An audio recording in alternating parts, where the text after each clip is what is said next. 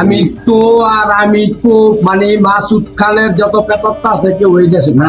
যদি কাউকে আর এই এরিয়ার ভিতরে দেখবি একবারে মাটির লগে মিশাইলাবি, সোজা কথা। ভাবুন একবার, সকাল সকাল আপনি আপনার গ্যারেজ খুলেছেন, চায়ের কাপ হাতে নিয়ে গ্যারেজের সামনে বসে আছেন, কাজ চলছে, কেউ গাড়ি সরাচ্ছে, কেউ যন্ত্রপাতি নিচ্ছে, সব ঠিকঠাক। হঠাৎ কিছু অচেনা মুখ এসে দাঁড়ালো আপনার গ্যারেজের সামনে। তাদের চোখে মুখে আগ্রাসী ভঙ্গি, আচরণে আগুন, কেউ দাঁড়িয়ে তাকিয়ে আছে, কেউ সিগারেট ধরাচ্ছে। তাদের মধ্যে একজন আপনার দিকে এগিয়ে এসে বলে উঠল, কালকে থেকে এই গ্যারেজে দেখলে মাটির সাথে মিশিয়ে দিব, আজ থেকে গ্যারেজ বন্ধ। আপনি যেখানে দাঁড়িয়ে আছেন ওটা এখন থেকে আমার জায়গা। এক মুহূর্তে সবকিছু স্তব্ধ হয়ে গেল। আপনি হতবাক, বাকিরা ভয়ে দূরে সরে যাচ্ছে, সবাই চুপচাপ। কিছুদিন আগে চাঁদাবাজদের হাতে মারা যাওয়া সোহাগের মতোই এমন আরো এক ঘটনার দেখা মিলল এই সিসিটিভি ফুটেজে। আমি একটা কথাই কইলাম, আপনি কালকে এই গ্যারেজের সীমানা চাইবেন না, সোজা কথা। আপনারা যাতে না দেয় এই এলাকা, এরপরে কি হইব এরপরে আমি ব্যবস্থা করতেছি। কেউ প্রতিবাদ করছে না, কারণ সবাই জানে এরা চাঁদাবাজ। এটাই বাস্তবতা। বাংলাদেশে এখন চাঁদাবাজরা ক্যামেরার সামনেই হুমকি দেয়, তাদের ভয় নেই। কিছুদিন আগেই সোহাগ নামে এক ব্যবসায়ীকে পাথর দিয়ে নির্মমভাবে হত্যা করা হয়েছে, কারণ সে চাঁদা দিতে রাজি হয়নি। আমাদের এতিম বানায় ফেলছে, আমরা কোথায় থাকবো? নির্মম ভাবে হত্যা করছে। আমরা তাদের ফাঁসি চাই। আমার বাবা থেকে চাঁদা চাইছে, আমার বাবা বলছে আমি এত কষ্ট করে এই করছি আমার সন্তানের জন্য, আমি তোদের কেন দিব? সেই জন্য আমার বাবা কিরকম নির্মম ভাবে হত্যা করছে। আমরা তাদের ফাঁসি চাই। বাবা হত্যা বিচার চাই। আমাদের এতিম বানায় ফেলছে, আমরা কোথায় থাকবো?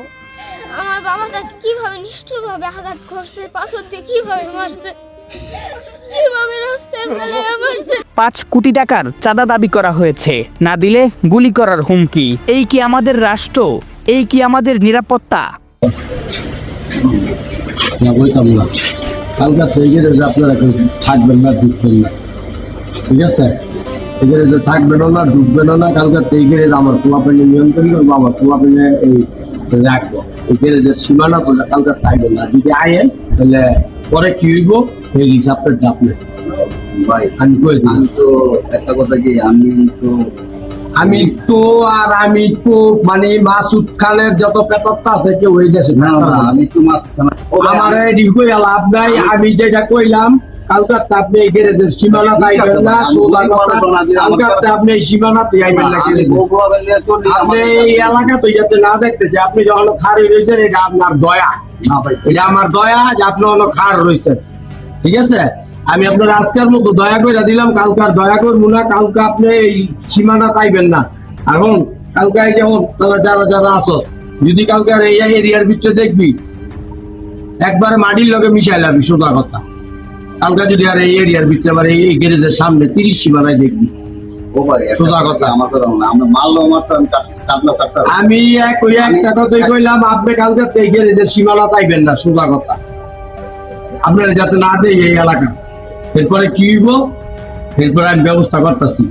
ভাই আমি ব্যবসা করে খাইছি ভাই, আমি তো কেউ মাইনা দিলেও খাই নাই। ভাই আপনি কার লোক আমার জানা আছে, আপনি ব্যবসা করে খাচ্ছেন, আমি তার কি করছেন আমার দেখতে লাভ। আমি একটা কথা বলি, আপনি কার লোক না আমার এটি কই লাভ। আমার একটু কথা আমি আপনার এই জয় কইলাম, ও ভাই আমি কালকে চাইবেন না। আজকে আমি আপনার মাল আমার যদি কিছু থাকে লয়ে যাবেন, তাহলে কালকে আমি গ্যারেজে তালা মারবো। ও ভাই আমি একটু কথা, আমি এটি কয়ে গেলাম, কালকে গ্যারেজে তালা মারবো।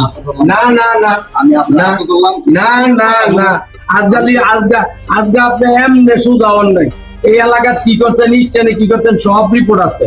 আমি আপনারা বালায় বালায় কয়ে যেতেছি, আজকের মিটে মাল সামান লয়ে বাড়ি যাবেন না। আমি যদি কিছু কইরা থাকি তাহলে আমার বিচার করেন। আমি যদি কিছু আমি কয়ে গেলাম আজকের মিটে মাল সামান লয়ে বাড়ি যাইবেন গা, আজকের মধ্যে মাল সামান লইয়া বার হইয়া যাইবেন গা। কালকার মিটে যাতে আমি এই সীমানা তো না দিই। আমি যদি অপরাধ করি আমার বিচার করবেন, কোনো কথা নাই। ও এম নইতো না, চল সব ভাই, সব ভাই কালকে কেটে তালা মারমু। আর এই এলাকার দেখলই মা এটা বুঝি এটা করে, এটা খুশি এটা করে।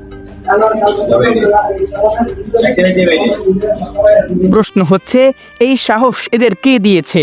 আজ আপনি চুপ থাকবেন, কাল হয়তো আপনার দোকানেও তালা ঝুলবে, চাবিটা থাকবে এই চাঁদাবাজদের হাতে। এতক্ষণ দেখছিলেন ডেইলি সন্ধ্যা ঢাকা।